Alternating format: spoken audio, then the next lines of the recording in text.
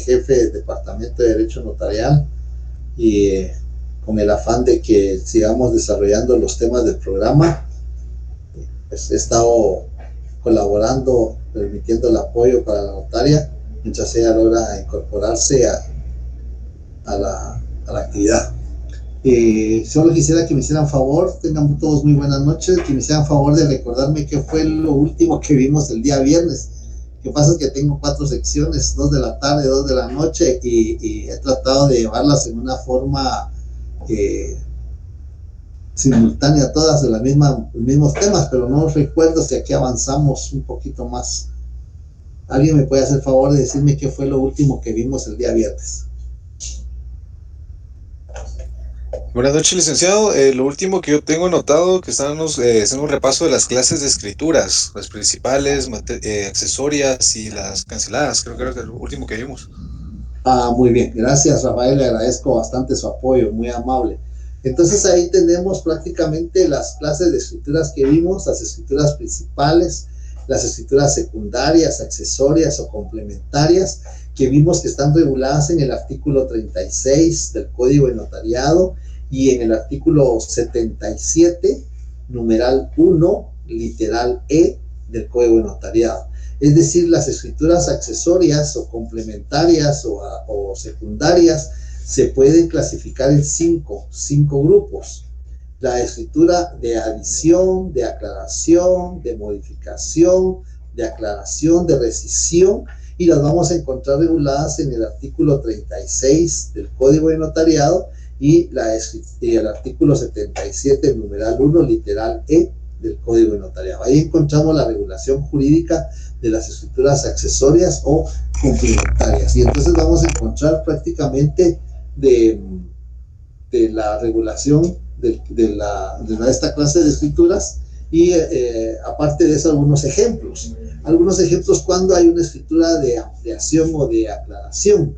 Por ejemplo, en los contratos de arrendamiento, por ejemplo, si se suscribió o se otorgó un contrato de arrendamiento por el plazo de 12 meses y estamos en la víspera, acordémonos que conforme con la ley de organismo judicial los plazos vencen en la víspera. Entonces, si estamos en la víspera y puede ser que las personas lleguen con usted y dicen, licenciado, fíjese que mire, vamos a ampliar el plazo. Sí, Elma, le escucho. Licenciado, no ha empezado a grabar la clase. Muchas gracias. Mire, le agradezco. Eso es muy importante. Gracias, Elma.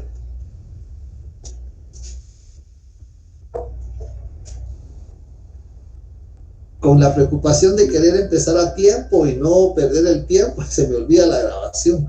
Y como acabo de salir de la otra sección, entonces se me pasa la grabación por alto. Pero gracias por el recordatorio, les agradezco bastante. Entonces les decía que las escrituras accesorias, secundarias o complementarias las encontramos reguladas en el artículo 36 del Código de Notariado y también las encontramos en el artículo 77, numeral 1, literal E del Código de Notariado. Vamos a leer el artículo. Yo creo que lo habíamos hecho, pero no está de más que lo hagamos para reiniciar la clase del día de hoy. En el artículo 36 del Código de Notariado vamos a encontrar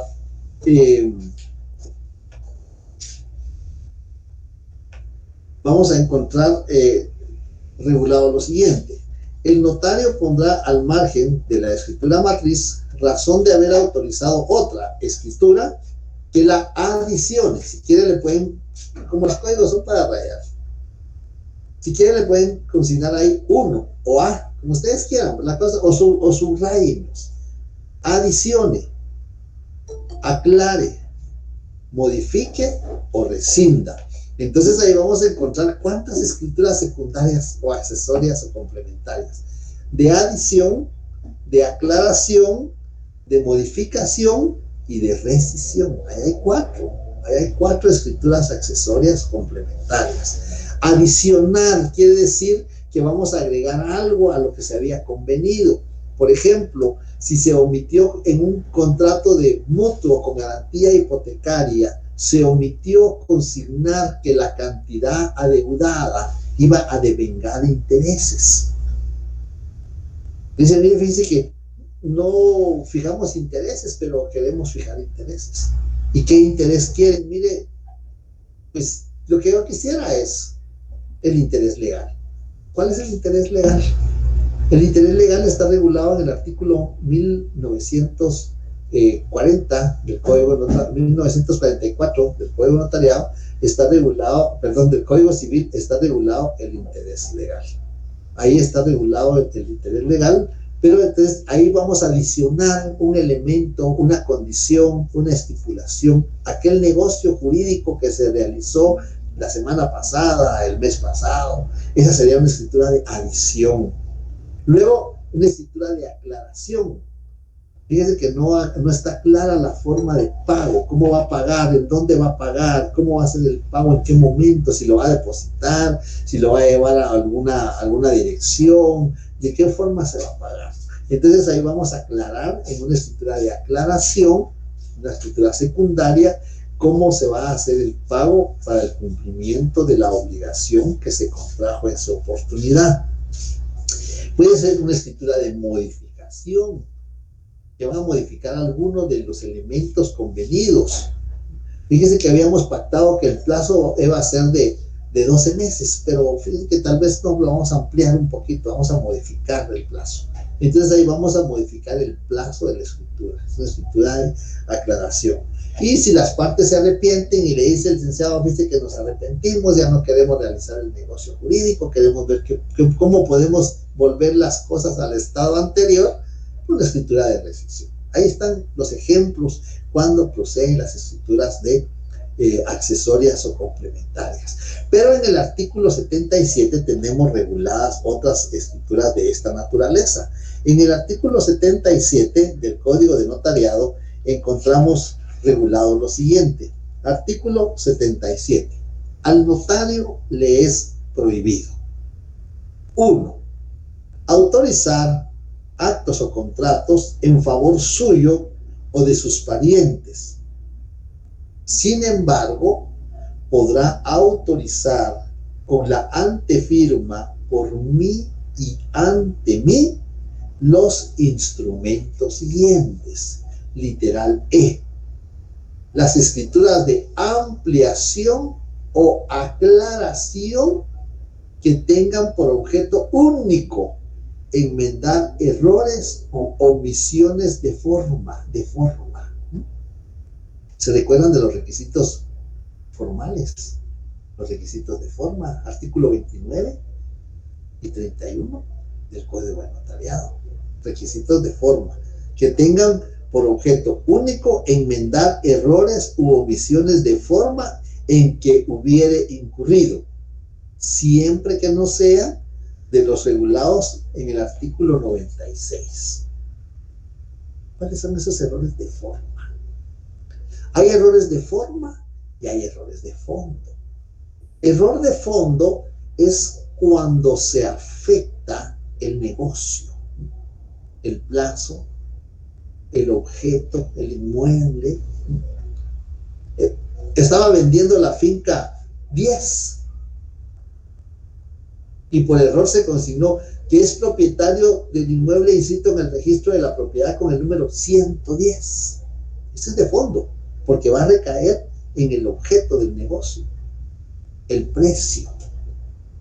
El precio era por 165,000 quetzales y solo se consignaron 65,000. Eso es de fondo.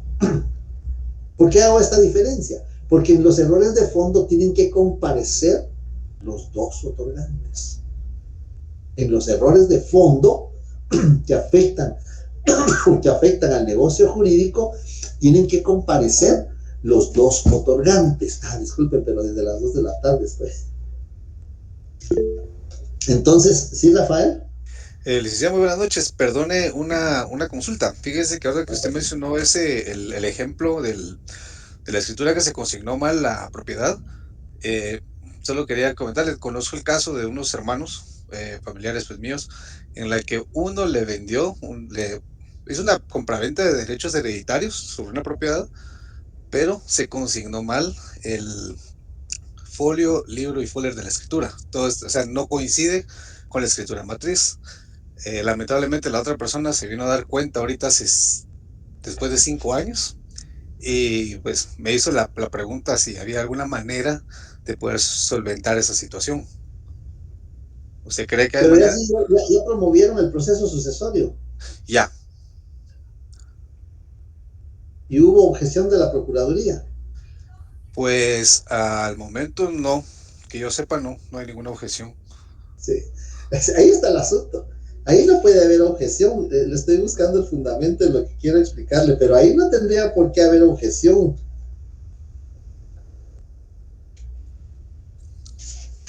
No habría por qué haber objeción porque cuando se venden los derechos hereditarios, no se puede, se vende el derecho, no se vende el inmueble, no se vende el vehículo, no se vende, no se individualiza, no se puede individualizar. Lo que se vende es el derecho hereditario.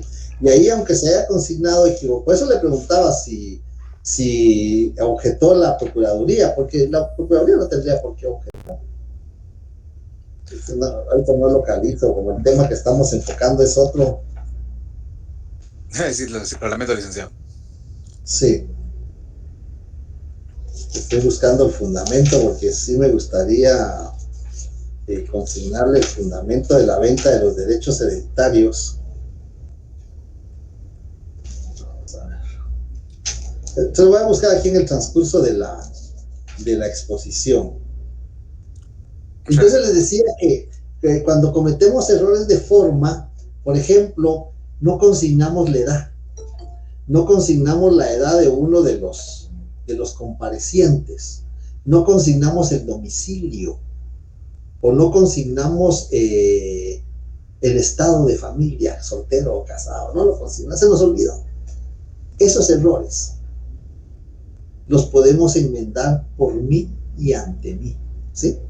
Por mí y ante mí. Porque el artículo 77 del Código de Notariado, en ese apartado, regula claramente, sin embargo, numeral 1 del artículo, sin embargo, podrá autorizar con la antefirma por mí y ante mí los instrumentos siguientes, literal E, las escrituras de ampliación o aclaración que tengan por objeto único enmendar errores u omisiones de forma.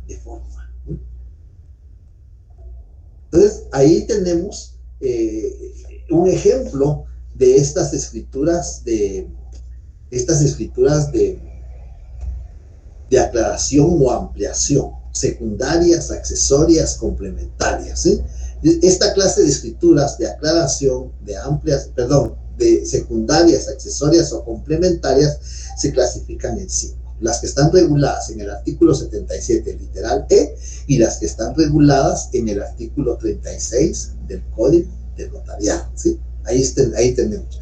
Y por último tenemos la escritura cancelada. La escritura cancelada es aquel instrumento público que no nace a la vida jurídica. ¿Por qué no nace a la vida jurídica?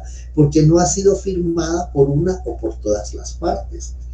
Y el doctor Neri Roberto Muñoz, en su texto de Derecho Notarial, el instrumento público, regula o menciona que una escritura cancelada es aquella que ocupa un lugar y un espacio en el protocolo. ¿Por qué ocupa un lugar? Porque ya le asignamos un número 1, y empezamos en la ciudad de Guatemala el 2 de agosto del año 2021, y resulta que cuando estamos imprimiendo la escritura, empezamos 1 en la ciudad de Guatemala el 2 de agosto del 2021 y se desconfigura la impresora, se sale la impresión, ya no sirve, tenemos que cancelar la escritura cancelada. Esa podría ser una causa. Otra causa puede ser que ya el notario ya redactó la escritura en el protocolo, ya la redactó completamente y entonces ya la tiene para que la firmen, ya está para firmar, pero al momento de firmar las personas, uno o ambos le dicen: licenciado, fíjese que nos arrepentimos, ya no vamos a realizar el negocio jurídico. Ya nos arrepentimos. La escritura está redactada. Pues cuando falta una o todas las firmas, con una que falte, o todas las firmas, el notario tiene que cancelar la escritura pública. Entonces el instrumento público cancelado, siguiendo el texto del doctor Neri Roberto Muñoz y agregándole alguna que otra frase, diríamos que es la escritura cancelada es aquel instrumento público que ocupa un lugar y un espacio en el registro notarial, pero que no nace a la vida jurídica y de la cual no podemos extender copias. No nace a la vida jurídica y de la cual no podemos extender copias. ¿Dónde está regulada? En el artículo 37 del Código de Notariado, el notario debe cumplir las siguientes obligaciones. ¿Sí? El notario debe cumplir las siguientes obligaciones. ¿Por qué no leí completo esa parte? Tienen ustedes, me imagino que ustedes tienen su código notariado ahí. Me imagino que lo están leyendo. ¿Por qué no leí completo? Es así el examen técnico profesional. ¿Por qué no leí completo esa parte? ¿Quién me dice? Lo voy a leer completo. El notario y los jueces de primera instancia, cuando estén facultados para calcular, deben cumplir las siguientes obligaciones. Yo solo leí, el notario debe cumplir las siguientes obligaciones. ¿Por qué? No fue por casualidad ni porque no lo quise leer. ¿Por qué? Licenciado, si no estoy mal es porque ahora los jueces de primera instancia ya no pueden ser ya no pueden ser notarios. ¿Ya no pueden ejercer? El notariado. Sí, porque sí son jueces, sí son notarios. Se obtienen el título de abogado y notario y los designan juez, pero no pueden ejercer. La felicito, Elma. Esa es la respuesta correcta. Los jueces no pueden ejercer el notariado. Fundamento legal, artículo 70, literal G, de la ley del organismo judicial. Ahí está el fundamento jurídico. La felicito. Muy bien. Entonces veamos qué obligaciones tiene el notario. Literal B. Dar aviso dentro del término indicado en la literal anterior, son 25 días. Y ante la misma dependencia de la Corte Suprema de Justicia, Archivo General de Protocolos. O ante los funcionarios judiciales, jueces de primera instancia. Según el caso, de los instrumentos públicos cancelados, de los cuales no podrá extender copia o testimonio. Ahí tenemos el fundamento. Ahí, en este artículo, se determina primero que existen las escrituras canceladas o instrumentos cancelados. Lo correcto es instrumentos cancelados. Eso es lo correcto. Porque puede ser acta de protocolación, puede ser toma de razón de legalización de firma, puede ser una escritura principal, una escritura matriz, cualquiera podemos cancelar. Entonces tenemos la obligación de cancelar los instrumentos cuando no tiene una o todas las firmas. Y tenemos la obligación de remitir un aviso al director de la notaria, la directora del Archivo General de Protocolos, dentro de los 25 días siguientes de haberla cancelado. Esa es una escritura cancelada. No podemos extender copias. Entonces, la escritura cancelada está regulada en el artículo 37, literal B, pero también la vamos a encontrar regulada en el artículo 109 del Código de Notariado. ¿Quién tiene el artículo 109 ahí? A ver, hágame el favor de ayudarme. Yo estoy desde las 2 de la tarde dando clases. Y así participan ustedes. ¿Quién me hace favor? Artículo 109 del Código de Notariado. Si gusta, se lo leo, licenciado. Por favor, Elvia, hágame el favor. Artículo 109 primero y después nos vamos al numeral 3, por favor. Muy bien. Artículo 109. Los notarios cobrarán en concepto de honorarios. Número 1. ¿Le leo los numerales? 3, hasta el 3. Voy directo hasta el 3. Muy bien, sí. Por escrituras canceladas, los notarios cobrarán la mitad de los honorarios que les corresponderían si se hubieran autorizado. El pago estará obligado a hacerlo él o los otorgantes que representen un mismo interés y hubieran dado lugar a la cancelación. Ahí está otro fundamento jurídico. No es tanto por los honorarios, no, pero que tengamos presente dónde están reguladas las escrituras canceladas. Hay dos artículos. El 37, literal B, y el 109, literal, ¿qué? 3, ¿verdad? Sí, literal 3. Ahí están reguladas las escrituras canceladas. Bien, ahora vamos a ir a las partes de la escritura. No sé si hay algún comentario, alguna duda. No hay comentarios, no hay dudas. Todo está claro.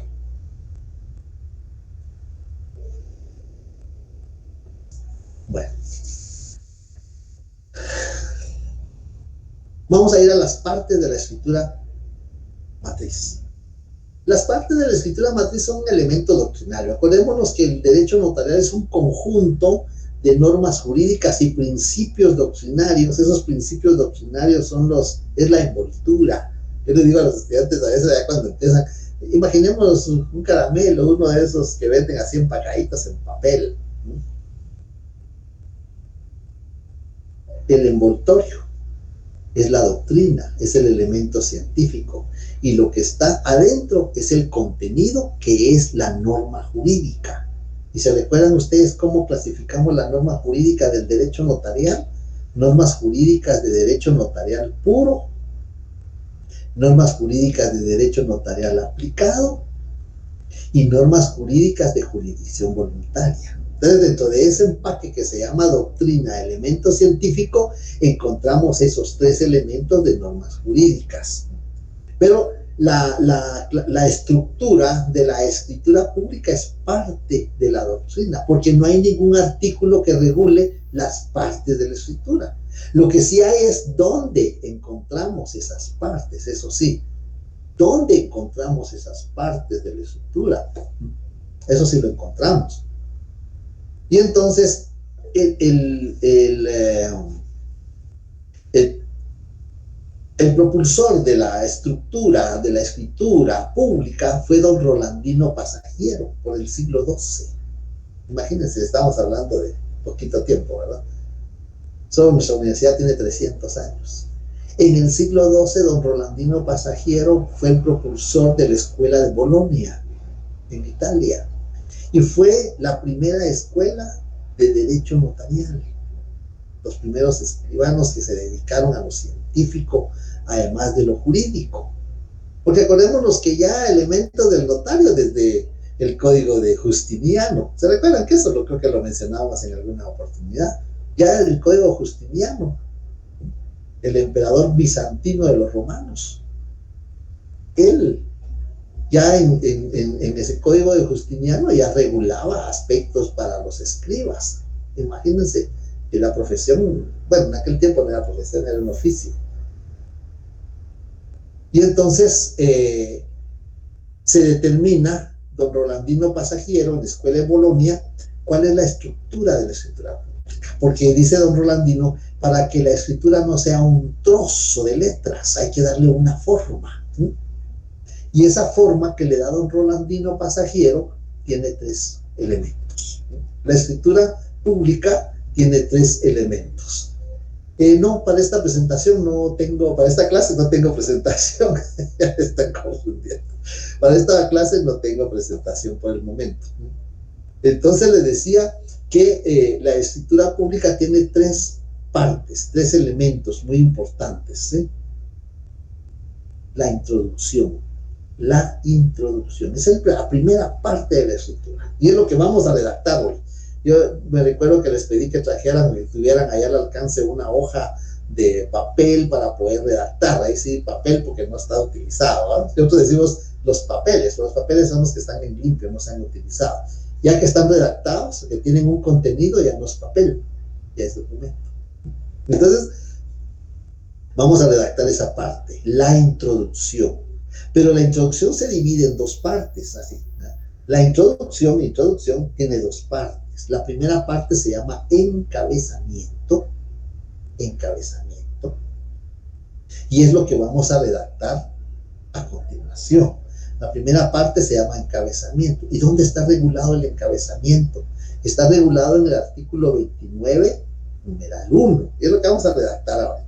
Artículo 29, numeral 1, está el encabezamiento de la estructura matriz, la estructura pública, ¿no? Y la segunda parte de la introducción se llama comparecencia, ¿no? Comparecencia. Y la comparecencia está regulada en el artículo 29 del numeral 2 al numeral 6 del Código de Notariado. Ahí está regulada la comparecencia. Entonces vamos a redactar la introducción de una escritura pública y lo vamos a ir haciendo despacio. Si ustedes tienen comentarios, si tienen observaciones, pueden interrumpir, no se preocupen. A mí lo que me gusta es que ustedes participen, pero a veces me dejan hablando solo. Me parecía que estoy hablando con esta máquina aquí enfrente, solo veo unas fotos, unas letras, pero bueno. Entonces, anotamos con mayúsculas y con letras 1.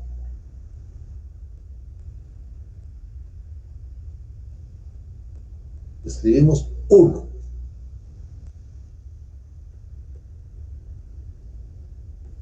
Voy a ir haciendo comentarios. ¿Por qué 1?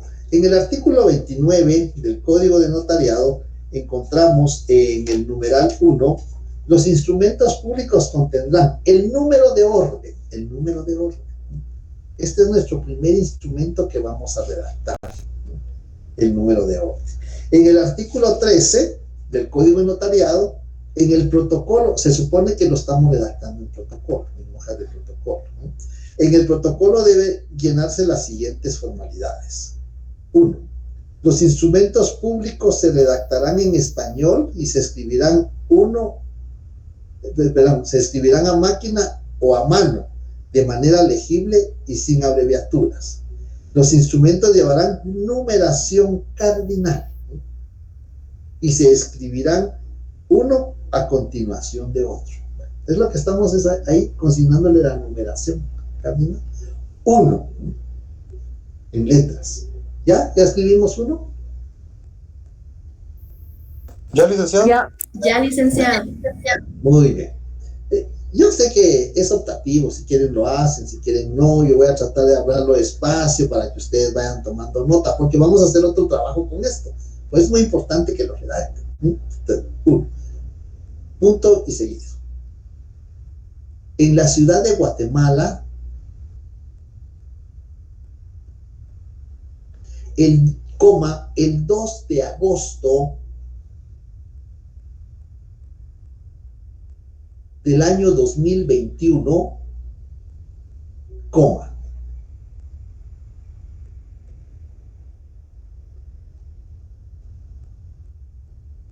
todo con mayúsculas,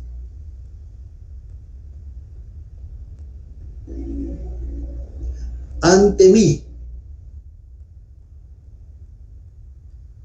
2 puntos.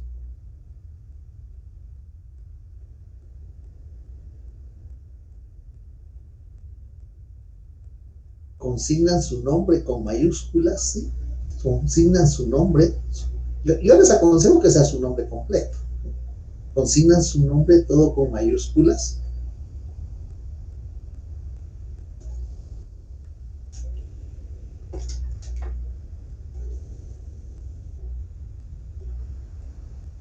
Coma, la primera mayúscula, notaria o notario, según sea ahí con ustedes el caso. Notario o notaria, según sea cómo lo van a aplicar ustedes.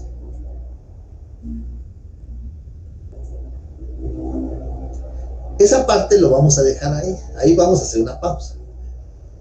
Esa parte es el encabezamiento. Artículo 29, numeral 1 del Código de Notariado. Ahí está, el encabezamiento. Ahí pueden ustedes escribir a la par de su código, encabezamiento.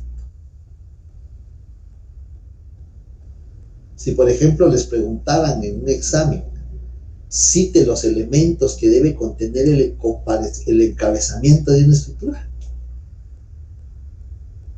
Ustedes se van a su código, se fundamentan y escriben el número de orden, el lugar, la fecha. ¿Ven? El notariado es así. Porque muchas veces el estudiante quiere que le pregunten así de memoria, ¿verdad? Pero no, es de razonamiento, de análisis. Eso es lo que estamos haciendo. Bien, ya tenemos el encabezamiento, ahora viene la comparecencia, la segunda parte de la introducción. Después de notario o notaria, coma, comparece, normal, sin mayúsculas. Comparece.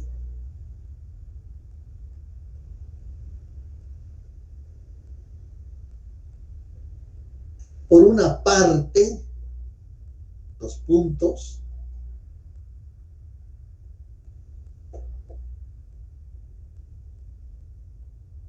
pausa ahí, vamos a explicar. Vamos a aplicar el artículo 29. Yo espero que tengan su código ahí a la par, porque eso es muy importante, ¿eh? No nos vamos a guiar por minuta, no nos vamos a guiar por nada más que por la ley, ¿no? Y eso es lo que tiene que hacer el notario. Vamos a aplicar el artículo 29, numeral 2. Lo voy a leer.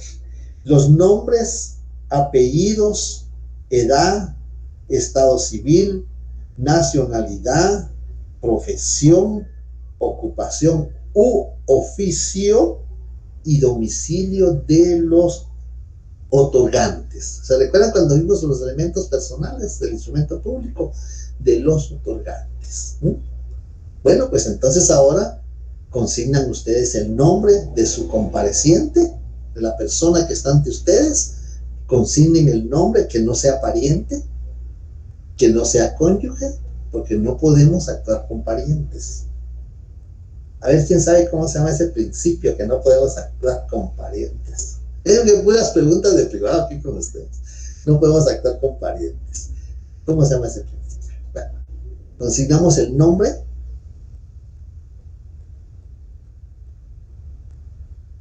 Licenciado, perdone, ¿el nombre en mayúscula o minúscula? Muy buena observación. Yo creo que es aconsejable todo con mayúscula. Así como ustedes escribieron su nombre de todo con mayúscula, porque es lo que tiene que realzar del instrumento, el nombre del notario, los nombres de los comparecientes, tiene que realzar. Entonces, yo creo que es bueno que lo consignemos todo con mayúsculas. Buena observación. Gracias, Lic. ¿Ya consignamos el nombre? Puede ser hombre, puede ser mujer. Ya, licenciado. Bueno, ya tenemos el nombre. Coma.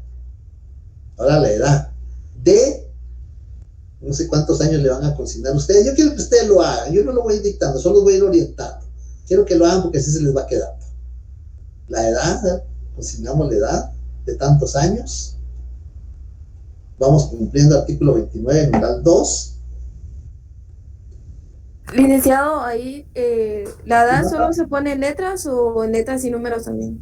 No, solo letras. Aquí solo vamos a aplicar letras. Solo letras, por favor, Eva. Ya consignamos la edad. Ahora el estado civil. El estado civil es el estado de familia. ¿Saben por qué hago yo esta observación? Porque el estado civil son todos los elementos. El estado civil es el nombre. El estado civil es la fecha de nacimiento. El estado civil es si está soltero, si está casado. El estado civil es la nacionalidad. Todos estos elementos es el estado civil. Entonces yo por eso les digo estado de familia, ¿no? Soltero o casado. Si es viudo, si es divorciado, si es unido de hecho. No. El estado unido de hecho sí le lleva a la certificación de la unión de hecho. Sí, nosotros declaramos nuestra unión de hecho, ya está inscrita en el registro civil. Bueno, entonces sí, unido de hecho. Pero si todo lo contrario, o es soltero o es casado. Es que estoy arrimadito ahí, mire que tal vez por la unión de hecho. No. Eso no es unión de hecho. Soltero o casado. ¿Ya tenemos el estado civil?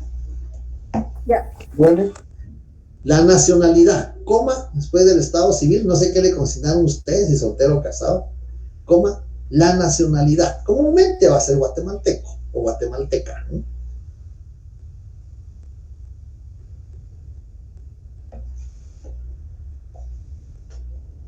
Coma, la profesión, si tiene título universitario, médico y cirujano, ingeniero agrónomo, arquitecto, economista. Aquí hay varios economistas y administradores de empresas, se vienen a la facultad.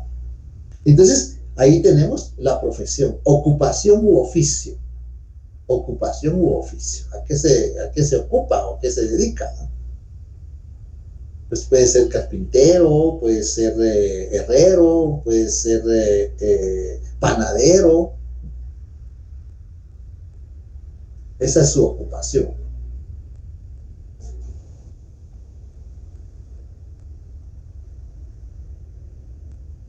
Y hay quienes consignan de oficios domésticos, ¿verdad? O ama de casa, cualquiera de los dos. Está bien. Esa es la ocupación. Y luego, el domicilio. El domicilio. El domicilio es el departamento. El domicilio es el departamento. Aquí nos vamos a la doctrina. ¿Qué dice la doctrina del domicilio? Porque en el Código Civil no se determina qué parte del territorio es el domicilio. En el Código Civil solamente está, ni siquiera hay definición de domicilio. En el Código Civil solo están las clases de domicilio, los elementos del domicilio, el elemento temporal, el elemento subjetivo, el elemento territorial. Eso es lo que está en el Código Civil. No hay definición. Ni tampoco se establece qué parte, qué porción de ámbito geográfico es el domicilio. ¿Quién sabe qué es el domicilio? ¿Quién dice una definición de domicilio? Domicilio es la circunscripción departamental. Muy bien, es la circunscripción departamental. ¿Y cuál es el fundamento jurídico? ¿Cuál es el fundamento jurídico? El fundamento jurídico lo vamos a encontrar en el artículo. A ver, ¿qué dice Rafa? ¿Sería el artículo 36 del Código Civil? Pues a ver qué dice el 36, léalo, por favor. Muy bien, dice: el domicilio legal de una persona es el lugar en donde la ley fija su residencia para el ejercicio de sus derechos y el cumplimiento de sus obligaciones, aunque de hecho no esté allí presente. Pero no menciona que sea el departamento. No es así. El artículo donde se mencione que es el departamento.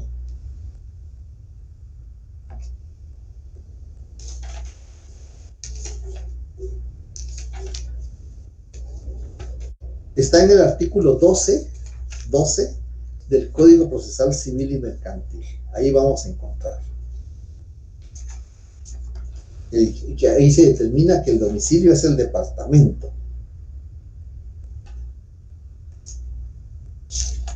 Bien.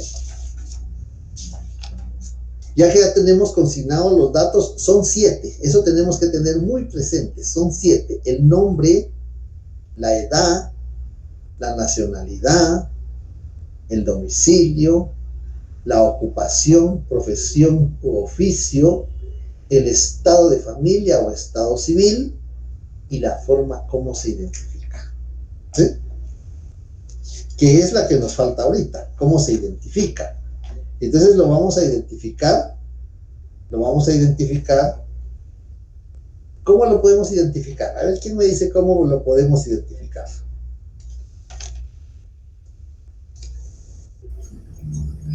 ¿Cómo lo podemos identificar? Su documento personal de identificación.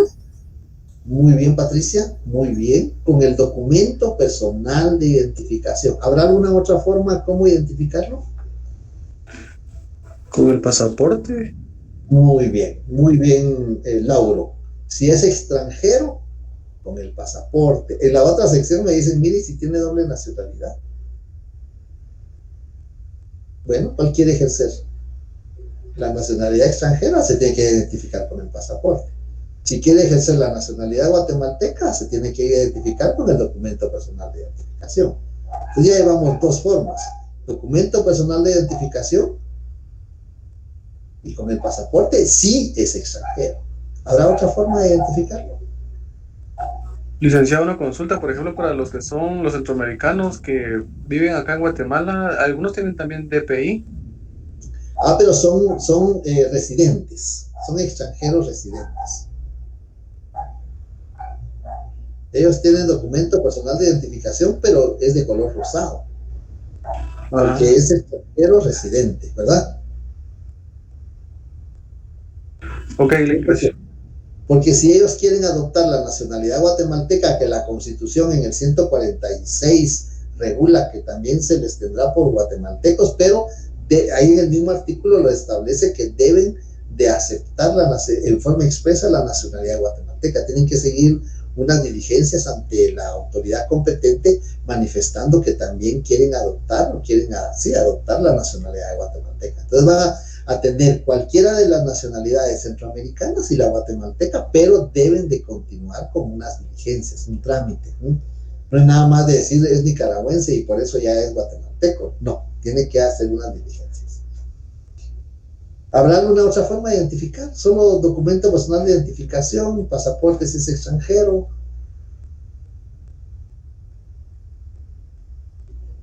Si es extranjero y domiciliado residente, documento personal de identificación. En el color se distingue. A ver, no hay otra forma de identificar. Yo me acuerdo que vimos los auxiliares del notario, los comparecientes concurrentes, eso lo vimos. ¿Cuál es la otra forma de identificar?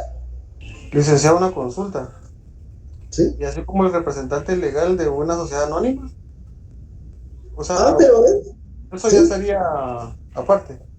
Esa es acreditar la representación. Ahí lo que va a acreditar es la representación. Aparte tiene que identificarse.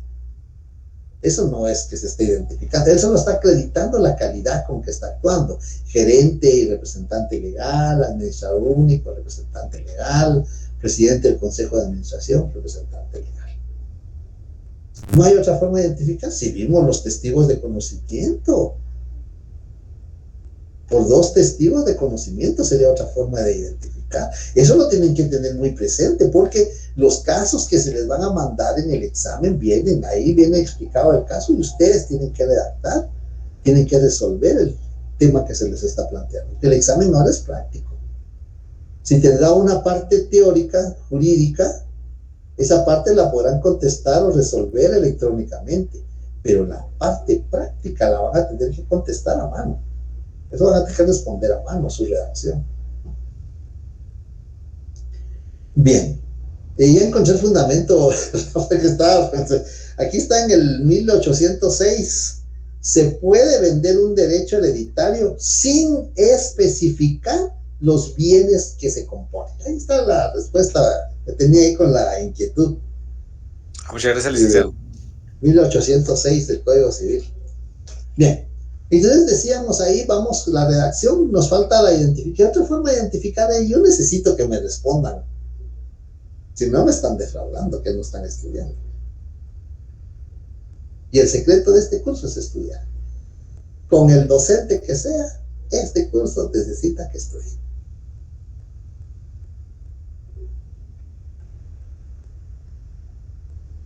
Ya les ayudé con una forma de identificar. Elma dijo documento personal de identificación. No, Patricia creo que fue la que dijo documento personal de identificación. Y Lauro dijo pasaporte en el caso de los extranjeros.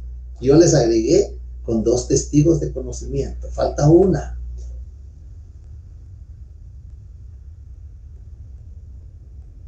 Si no estamos aquí, estamos perdiendo el tiempo, ya se nos va a agotar el tiempo. ¿Qué pasa? Licenciado, cuando mencionas testigos de conocimiento, son los auxiliares del notario, ¿verdad? Sí, claro. No son testigos de arruego, todo es lo mismo. No, el testigo de arruego es el que firma, arruego. ¿El que firma? Ok. Perdón. Artículo 29, numeral 12. El que firma. A ver, ¿quién me contesta? No me estés defraudando. ¿Y cuando es conocimiento del notario? Ahí estamos, Ana. Muy bien, Ana. La fe de conocimiento. Está en el artículo 29, numeral 3. La fe de conocimiento de las personas que intervienen en el instrumento. La fe de conocimiento. Y muchos redactan persona de mi anterior conocimiento. El código no establece, el notario dirá si lo conoce con anterioridad. No sé de dónde salió, pero. Entonces ya tenemos los 6 elementos, solo nos falta identificarlo. Entonces aprovechemos eso. Después de que ya consignamos el último elemento, coma, a quien doy fe de conocer. Ya lo identificamos. Una forma sencilla. A quien doy fe de conocer. Ya tenemos los 7 elementos que están regulados en el numeral 2, en el numeral 3 y en el numeral 4 del Código de Notariado. Artículo 29, numerales 2, 3 y 4. Ahí hemos cumplido, esa es parte todavía de la comparecencia. Entonces, ¿cómo nos quedó ahí? Ante mí, XX, notario, comparece. Por una parte, Juan Pérez Gómez, de 40 años, casado, guatemalteco, con domicilio en el departamento de Guatemala, mecánico automotriz, a quien doy fe de conocer.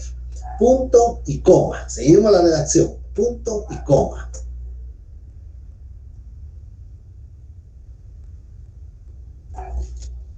Y por la otra parte, seguimos la redacción, y por la otra parte, ahora lo hacen ustedes solos, consignen el nombre del otro compareciente, consignen todos los datos, demos fe que lo conocemos, a quien doy fe de conocer, por cuestión de tiempo. Ya el viernes vamos a ver otras formas de identificar. Lo importante es que ustedes lo vayan haciendo. El nombre del compareciente, todos los datos, son 7. Yo tengo 34 años de ejercer la profesión y todavía cuento, cada vez que voy a autorizar una escritura, cuento que vayan los 7 datos. Porque si falta uno, tengo que autorizar una escritura de empleación o de aclaración, de escritura accesoria.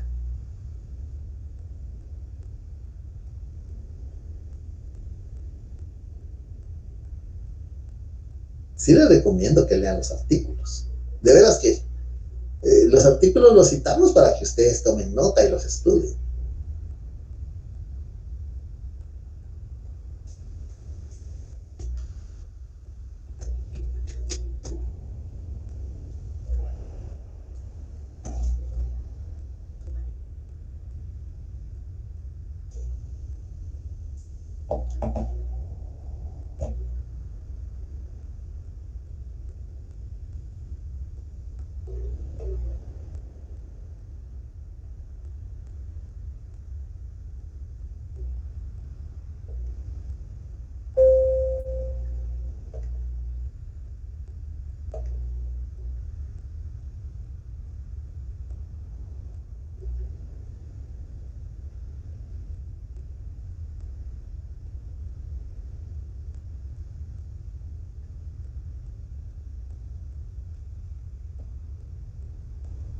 Una consulta, licenciado.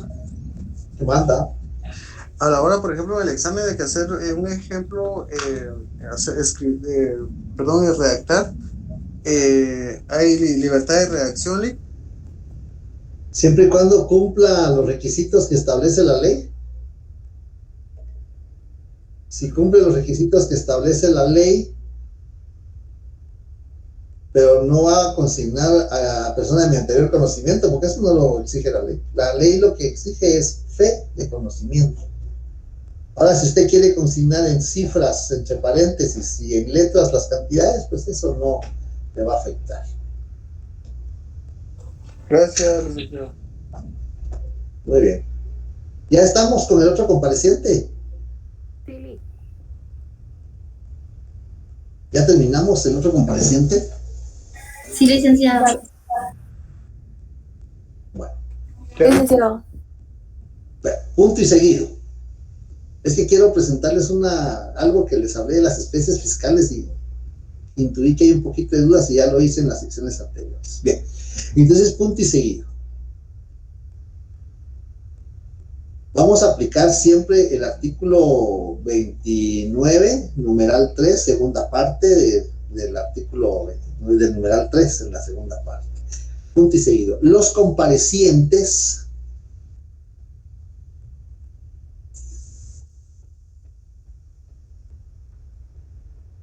manifiestan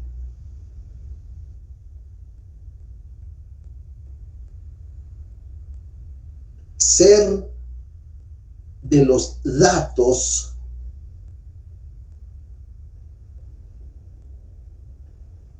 de identificación personal consignados, coma,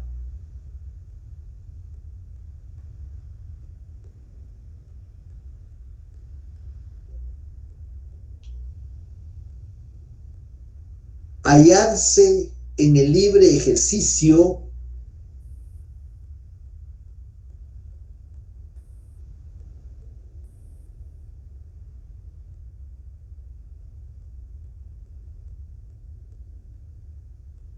de sus derechos civiles.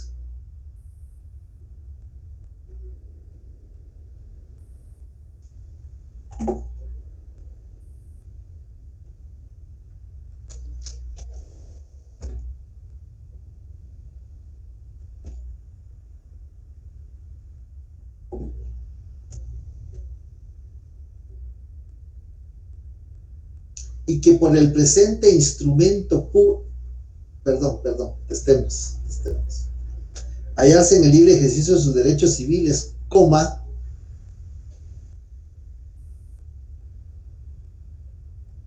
que en el transcurso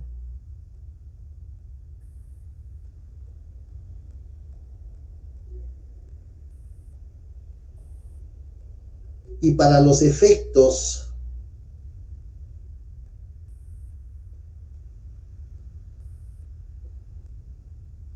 del presente instrumento público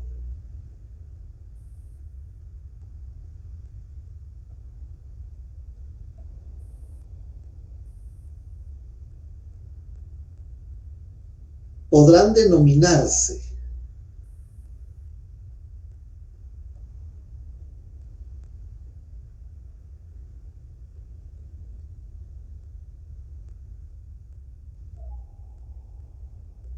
abrimos comillas,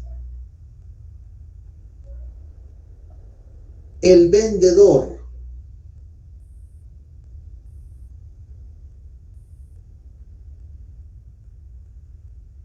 cerramos comillas.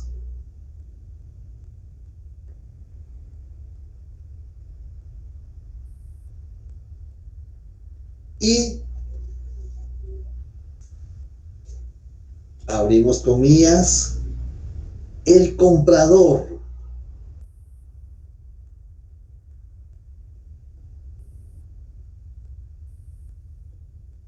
cerramos las comillas, coma,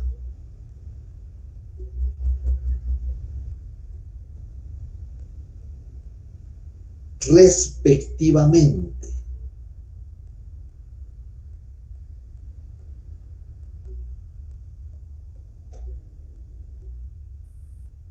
Y que por el mismo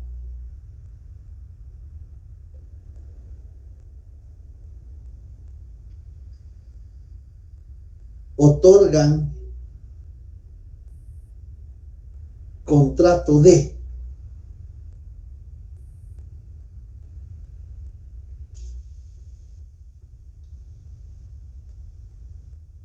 todo con mayúsculas, compraventa de bien inmueble.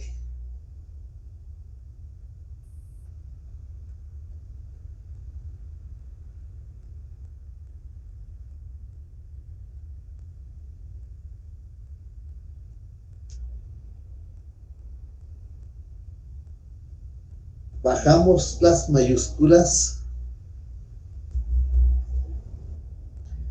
conforme las siguientes cláusulas. 2 puntos.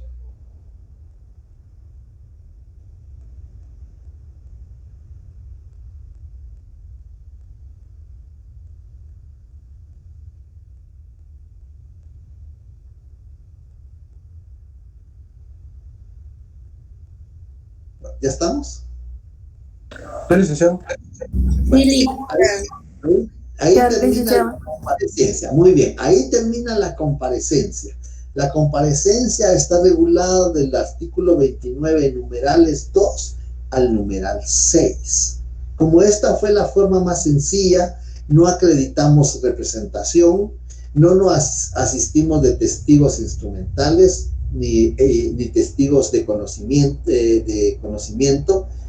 no acreditamos la representación porque no hubo, no nos asistimos de intérprete o traductor. Entonces, esta es la forma más sencilla. Por supuesto que después va a ir complicándose la redacción. Ya la próxima ya se redactará de otra manera, ya se redactará más complicada, ¿no? Bien. Entonces, ahora con eso que redactamos, pues para tener técnica de estudio, con marcadores de distinto color, con un color ubiquen ustedes, con base a su artículo 29, cuáles son los requisitos de forma no esenciales. Con un marcador vayan subrayando ustedes cuáles son los requisitos de forma no esenciales. Y con otro color de marcador vayan subrayando cuáles son los esenciales. Especiales no, porque no hemos visto todavía. ¿Cuáles son los esenciales? Entonces, cuando ustedes vean cómo les va a quedar su hoja redactada de color, van a saber cuáles son esenciales y cuáles son no esenciales. Eso es muy importante hacerlo. Eso es muy importante hacerlo. Porque algunos que están en el 29 están en el 31. Entonces, a veces nos confunde.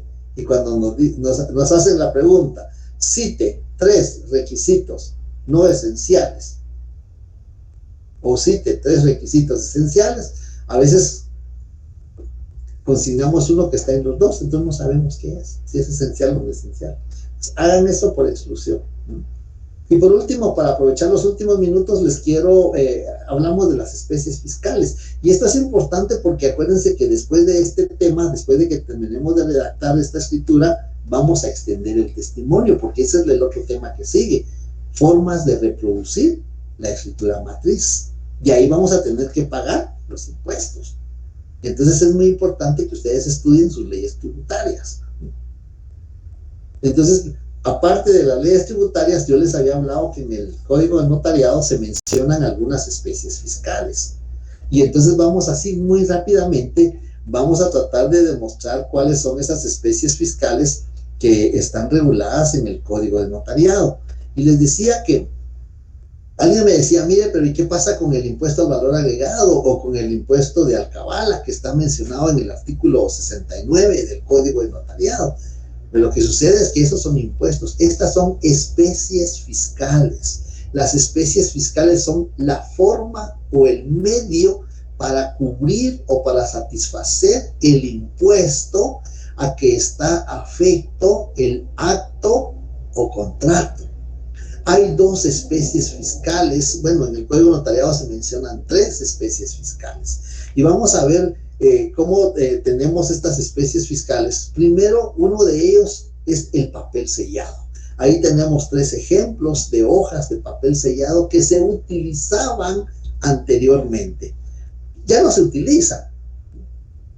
Pero sí y si ustedes ven, tienen casi que las mismas características del papel sellado especial para protocolo. Lo que no tiene es la palabra protocolo. Pero estas hojas de papel sellado tenían distintas denominaciones. La denominación más baja era de 10 centavos, que creo que es la que está en el lado izquierdo. La que está en el lado en medio, pues me recuerdo que era de 25 centavos, de color verde. Y la que está en el lado derecho, de color celeste, era de 100 quetzales.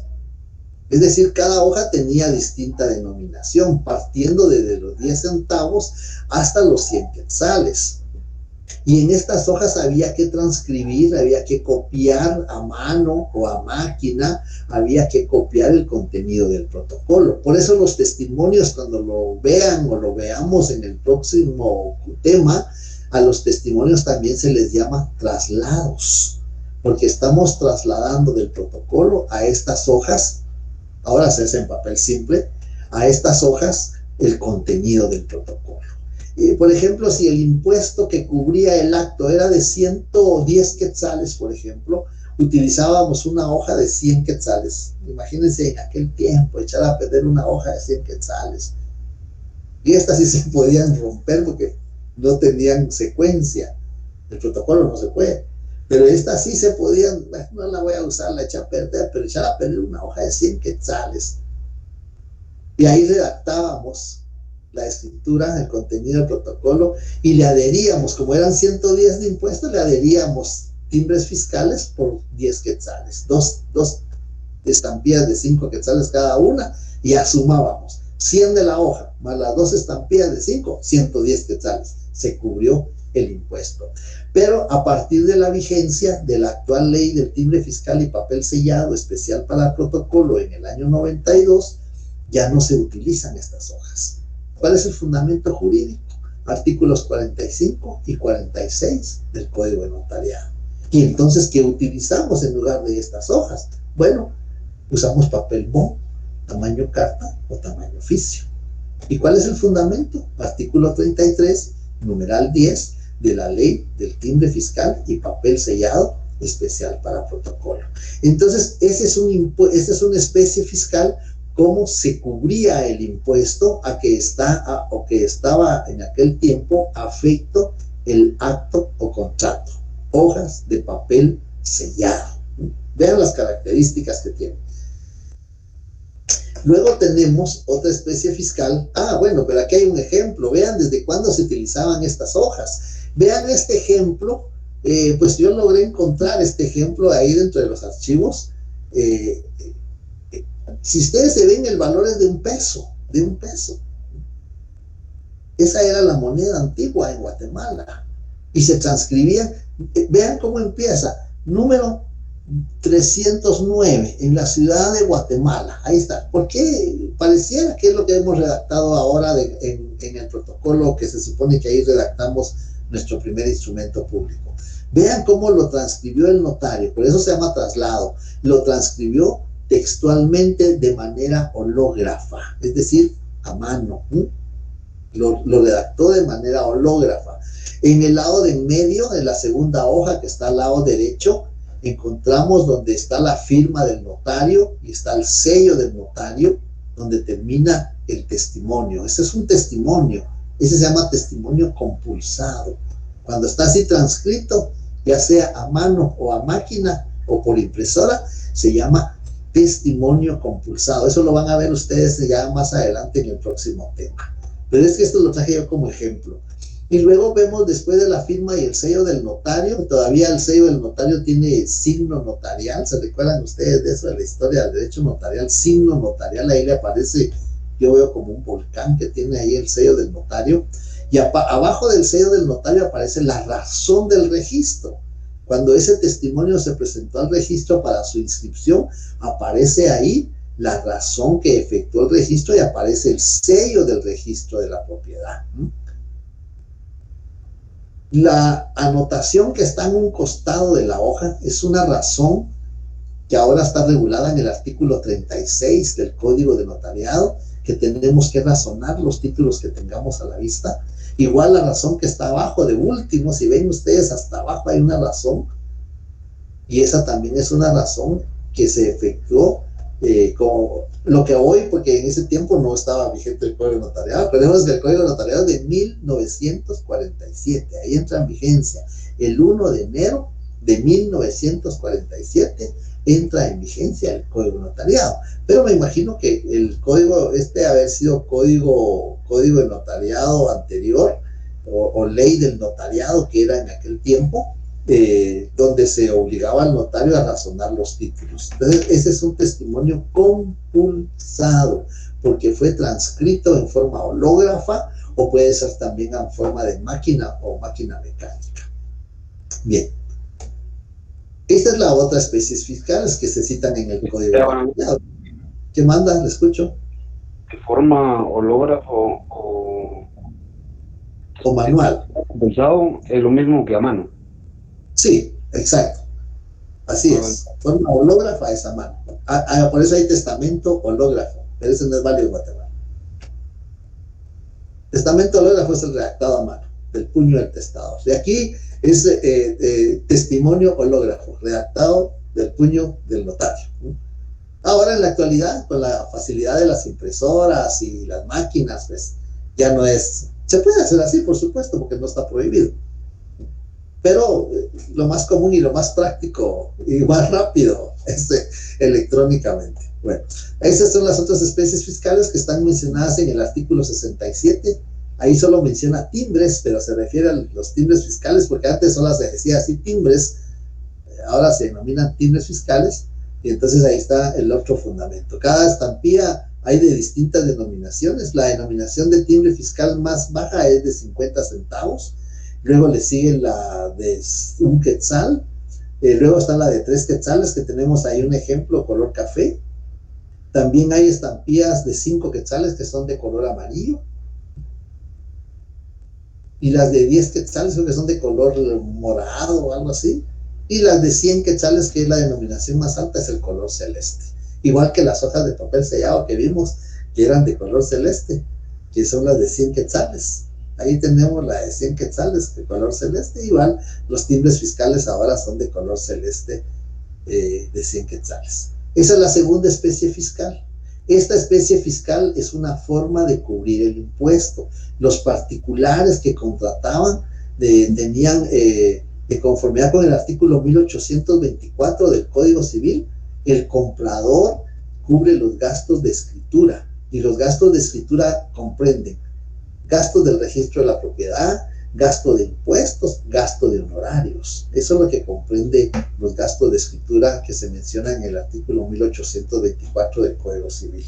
Y tenemos la otra especie fiscal, que es así, es exclusivamente para los notarios, con base al artículo 9 del Código Notariado. Artículo 9 del Código Notariado, tenemos que es el protocolo. Vean las hojas de protocolo, se parecen a las de papel sellado, solo que aquí tiene la palabra protocolo. Tenemos dos, ahí aparece una hoja de la notaria María Menchú, la del lado izquierdo, que es una hoja que todavía tenía el emblema del Ministerio de Finanzas Públicas, y al lado derecho la otra hoja, que es la actual, que ya tiene un valor de 10 quetzales, y que tiene ya el emblema de la Superintendencia de Administración Tributaria. Eso es lo que ha habido. Mantienen las mismas características, el escudo de armas, el número de la hoja con precedido de una letra que es alfanumérico, está entre una filigrana, que es el recuadro que tiene, la palabra protocolo, tiene un número de registro al lado izquierdo, en el costado izquierdo tienen el número de registro, y abajo cada una tiene el emblema de la entidad fiscalizadora, o tributaria, mejor dicho. La entidad tributaria en aquel tiempo era el Ministerio de Finanzas Públicas, ahora es la Superintendencia de Administración Tributaria. Este impuesto es exclusivo para los notarios. Solo los notarios podemos pagar este impuesto, ya sea en nombre propio o delegando a otro notario. No podemos delegar al procurador, no podemos delegar a alguien que nos haga favor, solo a otro notario con base al artículo 9 del Código de Notariado. Bien, entonces, si ustedes se dan cuenta, las hojas de papel sellado que mostramos al principio, eso nos causaba un poquito de problemas, porque como aquí se transcribía la escritura, y cuando uno le entregaba, cuando hubo ese cambio y uno le entregaba al cliente las fotocopias del testimonio como lo entregamos ahora, las personas decían, mire, yo no quiero fotocopia, yo quiero mi escritura. Y habían personas que decían, mire, es que usted me está dando fotocopia, yo quiero la escritura. Entonces le explicábamos que nosotros no podemos entregar la escritura, que la original nos queda porque el protocolo no es de nosotros, que es del Estado y que solo lo tenemos en depósito. Dices que miren, mi vecino tiene las escrituras originales y por qué yo no voy a tener mis escrituras originales. Lo que pasaba es que transcribían en estas hojas. Y la única manera de convencer a la persona en ese tiempo fue, vea si tiene firmas. Vea si tiene firmas. Si la escritura que tiene su vecino tiene firmas, yo le entrego la Biblia. Y no tiene firmas, porque ahí no hay firmas. Ahí lo que hace el notario es, aparecen las firmas ilegibles de los otorgantes, las palabras ante mí y la firma del notario autorizante. Eso es lo que dice. No tiene las firmas de los contratantes. En cambio, en la fotocopia sí, porque entonces ahí es una reproducción del instrumento público. Bueno, yo creo que ya les quité un poquito más de tiempo, disculpen, pero esto lo presenté en las otras secciones y no quería, porque como les va a servir para el tema de los testimonios, no quería que dejarlos a ustedes sin hacerles esta presentación. Entonces, no sé si para cerrar tienen alguna duda, tienen algún comentario. Si no, pues si a la notaria María Menchú se incorpora el día viernes con ustedes, pues pueden formular. Participen, estudien, lean. La aspiración a ser notario debe de complementarse con su participación, sus preguntas. Yo sé que algunos ya lo saben porque trabajan con notarios o tienen algún pariente que es notario. Entonces, yo sé que a veces ese ya lo sé, ese ya lo puedo hacer. Pero aquí tenemos que partir de cero para que ustedes hagan sus preguntas. ¿Dudas, comentarios? Pues todo bien, licenciado. Solo una consulta es que lo que pasa es de que, bueno, al menos a mí me cuesta un poquito en el sentido de que para conectarme, porque aún no hay grupo. No sé si ustedes tienen alguna información, licenciado. Gracias. Sí, en esta sección no tenemos problema porque se reportaron únicamente